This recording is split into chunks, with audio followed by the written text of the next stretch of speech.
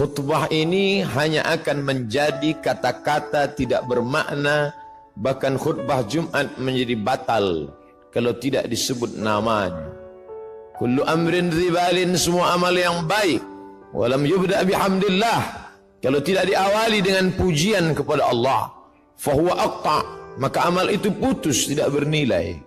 Maka khatib mengawali dengan namanya, Alhamdulillahi Rabbil Alamin. Hidup ini pun tidak bermakna.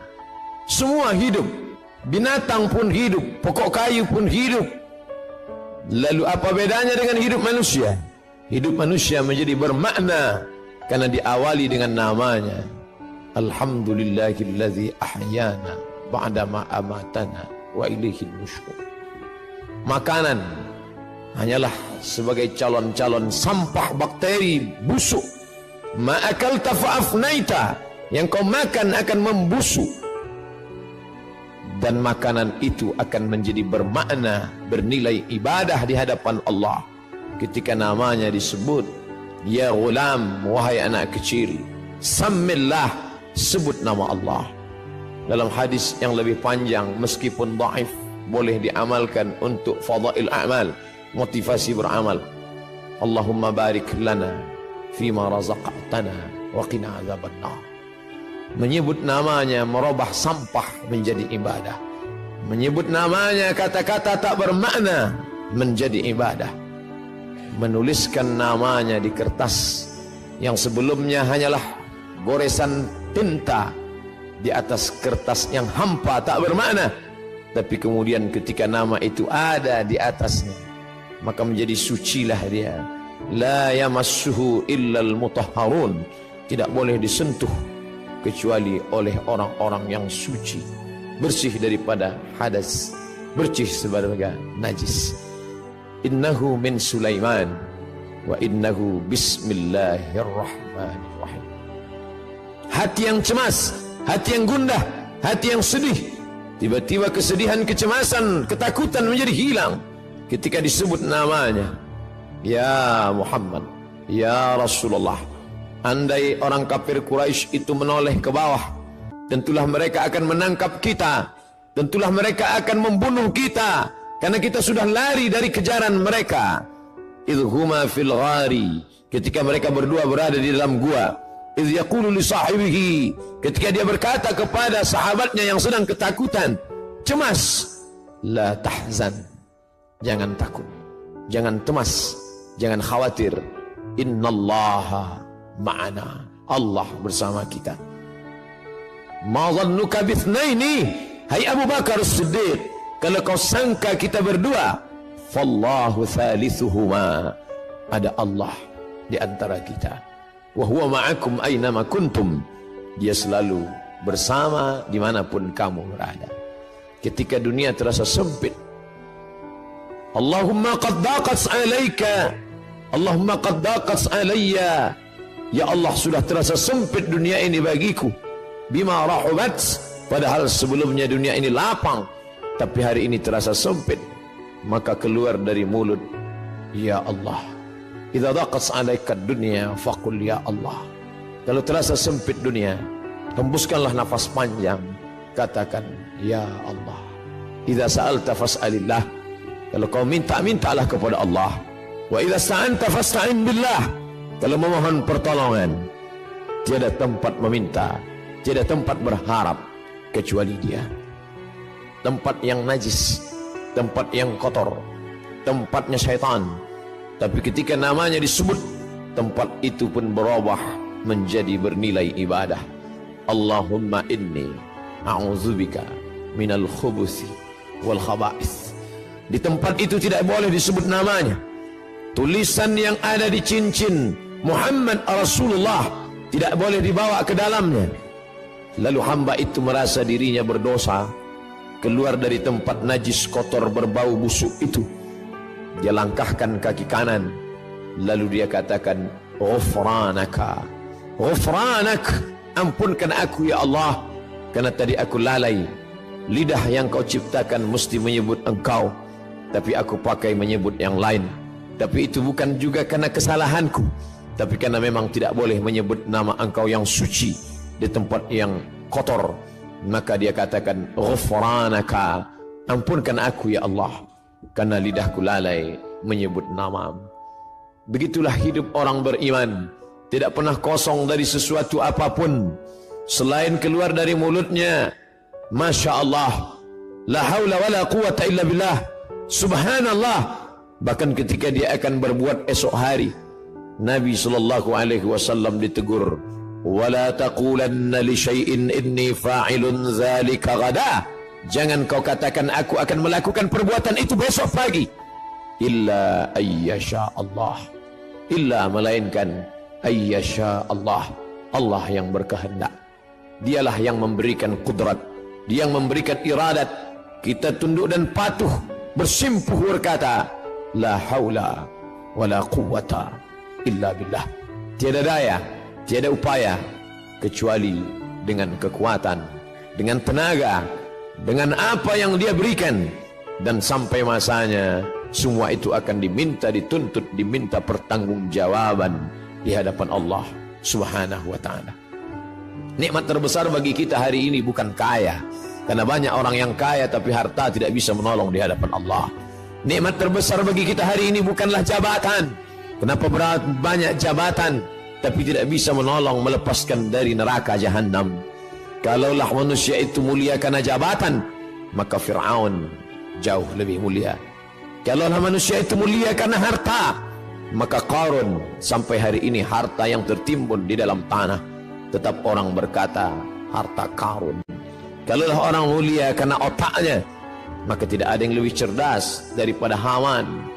Tapi kemuliaan terletak pada Allahumma ja'al akhir kalamina, ya Allah jadikanlah akhir kalam kami inda intihai ajalina, ketika ajal sampai, yang terakhir, ucapan akhir yang keluar dari mulut adalah la ilaha illallah. Itu yang dulu pertama didengar. Sebejat apapun seorang ayah, sejahat apapun seorang ayah, ketika anaknya lahir, air matanya menetes. Mengikut hadis riwayat dalam Sunan At-Tirmidzi, Imam Abu Isa At-Tirmidzi berkata, hadisun hasan, hadis hasan, layak diamalkan. Tetap dia bisikkan ke telinga anaknya sayup-sayup, Allahu Akbar, Allahu Akbar. Lafaz itu yang dia bisikkan. Apa yang dia inginkan? Anakku, aku tidak ingin kau menjadi orang kaya tapi kau tidak menyebut Allah. Aku tidak ingin engkau menjadi penguasa tapi kau tidak kenal Allah. Aku tidak ingin engkau menjadi orang yang cerdas, IP-mu 4 di atas rata-rata, orang memuji mengagungkanmu, tapi kau tidak mengenal Allah. Aku hanya ingin saat di akhir hayatku, saat aku terbujur kaku, yang terakhir membisikkan ke telingaku lafaz Allah. Dan yang mengajarkannya dulu adalah aku saat matamu belum terbuka, saat mulutmu menganga karena tangisan, tapi ketika bisikan itu sayup-sayup masuk ke pangkal telinga, tertancap ke dalam lubuk hati yang paling dalam, saat itu pun kau juga akan membisikkan ke telingaku, laqinu mautakum, talqinkan orang yang mati sakratul maut di antara kamu dengan bunyi kalimat la ilaha illallah. La taqumus sa'ah, dunia tidak akan kiamat selama masih ada orang berjalan di atas muka bumi berkata yaqulu Allah, Allah. Kalau kau katakan ya Rahman, idza taqulu, idza qulta, kalau kau katakan idza da'awtahu ya Allah, idza da'awtahu ya Rahman, idza da'awtahu ya Rahim, idza da'awtahu ya Rahman faqad wasaftahu birrahmah. Kalau kau panggil dia ya Rahman, maka saat itu engkau sedang memberikan sifat rahmah, kasih sayang. Saat kau panggil dia ya Aziz, saat itu engkau sedang memberikan sifat izzah, keperkasaan, keagungan, kemuliaan. Tapi saat kau katakan ya Allah, idza da'awtahu ya Allah, Kalau kau panggil dia dengan nama ya Allah, laqad wasaftahu bi jami'i sifatil kamali wal jalal. Saat itu engkau sedang menyebut dia dengan nama-nama, sifat-sifat keindahan dan kemuliaan. Jangan hanya kau cukapkan, jangan hanya kau katakan, jangan hanya kau lantunkan di ujung lidahmu. Karena dulu pun mereka juga berkata, amantu billah, aku beriman kepada Allah, aku percaya kepada Allah. Tapi kemudian ketika perbuatan tidak berpengaruh apa-apa, mulutnya berkata ya Allah, tangannya menyuap yang haram. Mulutnya berkata ya Allah, matanya memandang yang dilarang Allah. Mulutnya berkata ya Allah, kakinya melangkah ke tempat yang tidak diridai Allah. Wa minan nasi man yaqulu amanna. Ada di antara manusia yang berkata dengan mulutnya amanna. Sulitkah berkata dengan lidah yang tak bertulang? Tidak ada susahnya berkata sesuai apa yang kau mau. Tapi ketika dia tidak masuk ke dalam hati, lain di bibir, lain di hati. Innal munafiqin, orang-orang munafik, fid darkil asfali minan nar, letaknya neraka jahanam. Ketika Nabi SAW sampai di suatu kampung, waqalatil a'rabu qalu amanna, orang-orang Arab Badui itu berkata amanna, kami beriman kepada Allah. Langsung perintah datang, qul, katakan ya Muhammad, lam tu'minu, kamu belum beriman, walakin qulu aslamna, katakanlah kami hanya baru sekedar berserah diri kepada Allah. Kami hanya baru sekedar menyerahkan diri kepada Allah. Walamma yadkhulul iman fi qulubikum, iman belum masuk ke dalam hati kamu. Sendirian, tidak ada teman dan sahabat. Di belakang ada pasukan Fir'aun yang akan membunuh. Di depan ada lautan luas yang akan menelan. Laut merah siap menyantap makhluk yang lemah itu. Dan saat itu apa kata bala tentara Fir'aun? Bunuh dia! Dia yang sudah membunuh, dia yang sudah melarikan diri, habisi nyawanya. Dan kawan-kawan yang sebelumnya dianggap sebagai sahabat, ternyata mereka hanyalah musuh yang berbaju kawan. Mereka hanyalah lawan yang sudah mencuri tempat di barisan kawan. Lalu apa kata mereka? Innala mudrakun, kita akan tertangkap Musa. Musa, lihatlah mereka di belakang, mereka akan menangkap kita Musa. Kita akan tertangkap dan kita akan dibunuh Musa. Ternyata tidak semua kawan itu membisikkan ketenangan hati. Banyak juga kawan yang menyiramkan bensin di lalang yang kering. Mereka hanya akan memprovokasi, mereka hanya menakut-nakuti, mereka hanya akan menanamkan kecemasan. Innalah mudrakun, mereka akan menangkap kita. Apa yang keluar dari mulut Musa? Kalla, kalla, sekali-kali tidak.